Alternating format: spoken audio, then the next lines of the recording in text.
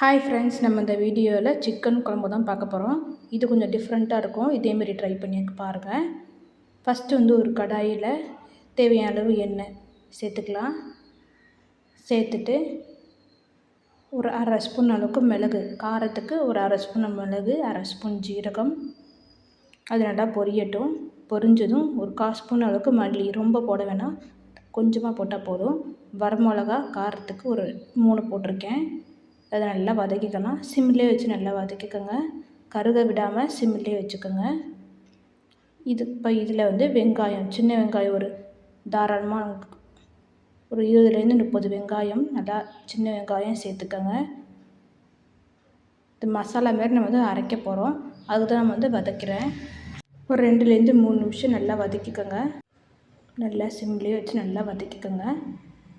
ஓரளவு நல்லா வதங்கிருச்சு. இப்போ பழமான தக்காளி ஒரு 2 சேர்த்துக்கிறேன். சின்ன சின்ன பீஸாக கட் பண்ணி 4ஆக கட் பண்ணி சேர்த்துக்கோங்க. அதையும் நல்லா வதக்கிக்கலாம். இப்போ நல்லா வதங்கிருச்சு. இப்போ நல்லா ஆறட்டும். இப்போ கடைசி இதில் கொஞ்சமாக தேங்காய் சேர்த்துக்கோங்க. ஒரு 4 ஸ்பூன் அளவுக்கு இருந்தால் போதும்.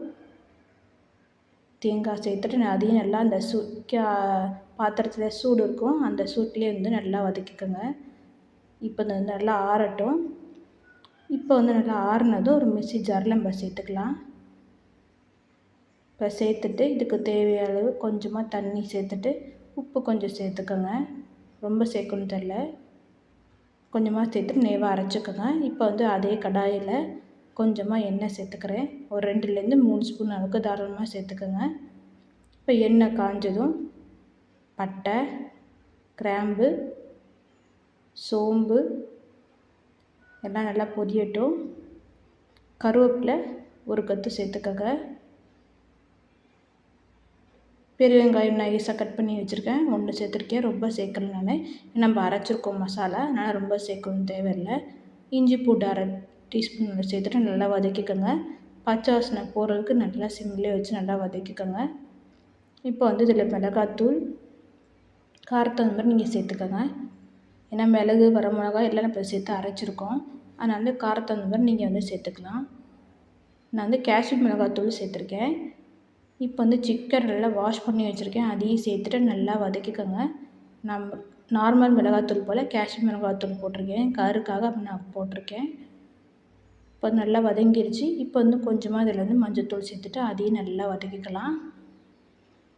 சிம்லேயே வச்சு நல்லா வதக்குங்க. ஒரு 5 நிமிஷம் நல்லா வதக்கிங்கன்னா அதிலே பாதி வெந்துடும். இப்போ குழம்பு தேவையான கொஞ்சமாக உப்பு சேர்த்துக்கோங்க. மசாலையிலையும் கொஞ்சம் போட்டிருக்கோம், அதனால் இதுலேயும் கொஞ்சம் சேர்த்துட்டு ஒரு மூடி வச்சு 5 நிமிஷம் கழித்து திறந்து பார்த்திங்கன்னா இந்தமாரி நம்ம தண்ணி விட்டுருக்கோம். நமக்கு சிக்கனும் கொஞ்சம் ஓரளவுக்கு வெந்திருக்கும்.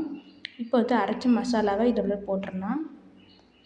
சேர்த்துட்டு நீங்கள் தண்ணி எந்தளவுக்கு வேணுமோ அந்தளவுக்கு நீங்கள் ஊற்றிக்கலாம். நான் ஒரு 1/2 டம்ளர் அளவுக்கு ஊற்றிருக்கேன், ரொம்ப ஊற்றலை தண்ணி, நான் திக்காக தான் வச்சுருக்கேன். இப்போ இது நல்லா கொதிக்கட்டும், மூடி வச்சிடலாம். ஒரு 5 நிமிஷம் நல்லா கொதித்ததும் நமக்கு சிக்கன் நல்லா வெந்திருக்கும். நமக்கு பாருங்கள், தண்ணி விட்டுருக்கு, கரெக்டான பதத்தில் இருக்குது. இப்போ தேவைப்பட்டால் நீங்கள் கொத்தமல்லி சேர்த்துக்கலாம். உப்பு எல்லாம் பார்த்துட்டு கொத்தமல்லி தேவைப்பட்டால் நீங்கள் போட்டுக்கலாம். இன்னும் ஒரு 5 நிமிஷம் கழிச்சு ஓப்பன் பண்ணி பார்த்தீங்கன்னா ரெடி ஆகிடுச்சு சிக்கன் குழம்பு. நீங்களே வீட்டில் ட்ரை பண்ணி பார்த்துட்டு எப்படி இருந்துச்சுன்னு கமெண்ட் பண்ணுங்கள். Thank you friends.